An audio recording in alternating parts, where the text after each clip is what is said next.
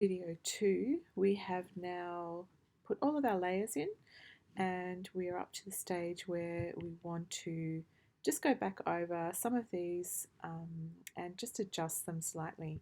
Some of the things that you may have to do are in transform, so Control or Command T. Make sure you're in the right layer. You want to make sure that when you have selected your layer, that you may need to maybe just slightly out of sync with the one underneath it. So I'm just going to put the opacity down. For example, if your image has come out and it's a little bit skewed, like it might actually need to be rotated as well. So not just adjusting the size of it, but you may need to adjust the rotation of it as well. So lining up the rotation can be just as important as completing the actual size of the layer too. So make sure you get those correct, and you can tell when something's even just slightly out of sync. If I just pop that back down there, it's quite blurry, whereas I can just move that up slightly and you can see it just moves into sync so much more easily, and it's quite obvious. When you're happy with that, or it's as close as you possibly can get, double click that. Now remember when I was talking about putting these guides in, there are some of these images which are quite short at the bottom. Now that's not a lot to cut out if we want to crop it, but if some of the images are quite there's not quite enough at the bottom, like one of these, I'm just going to unclick all of these. I think it's layer 8. That one's quite out of sync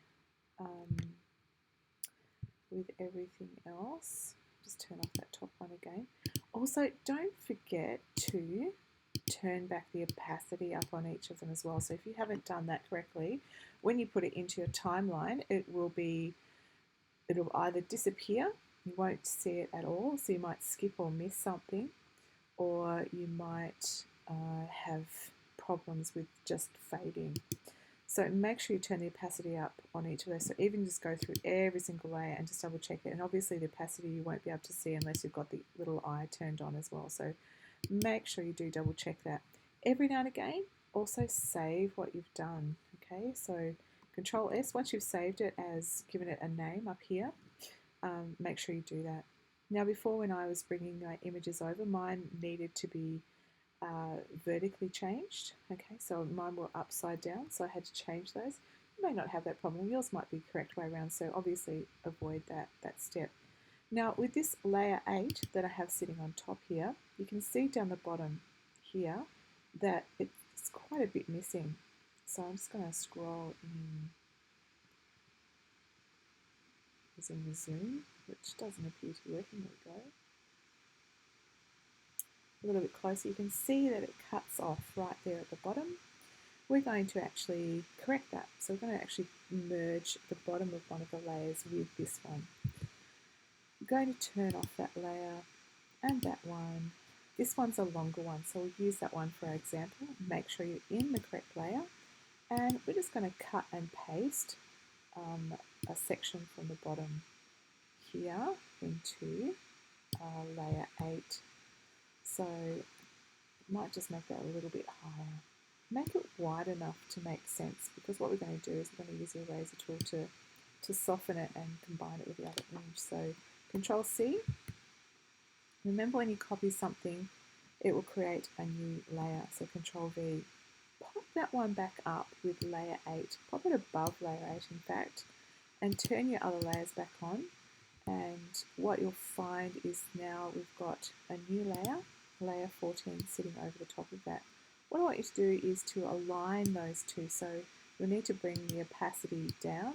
Now this is only if you have an image which is a little bit too short.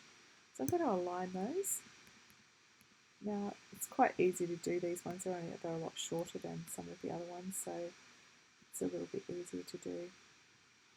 Looks like it's a little bit out of whack as far as rotation is concerned, so I'm just going to fix that up. The sizing might be a little bit out of whack too. I think that's as close as we need to be. Maybe just the resizing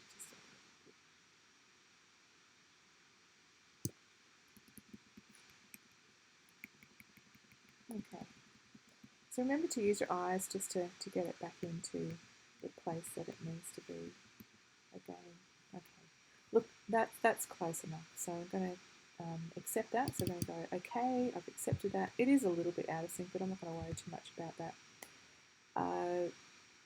So I'm going to turn the opacity back up.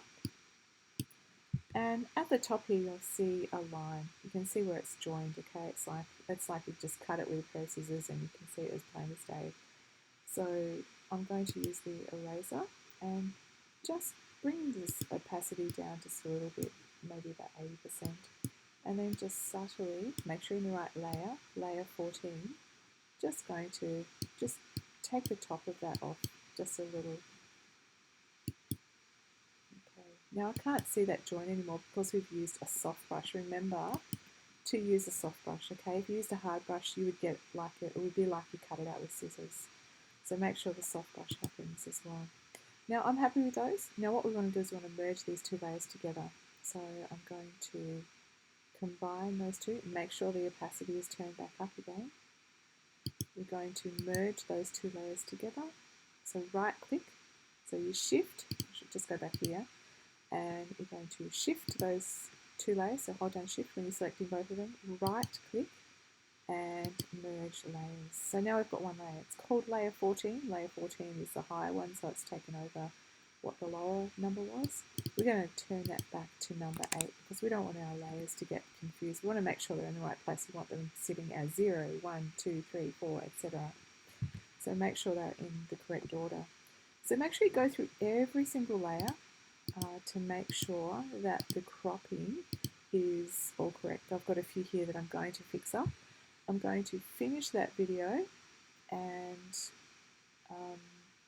we're going to have video 3 as our making of our GIF.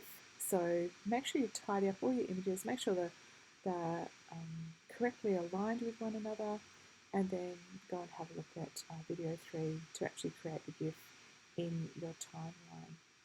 Okay, cheers.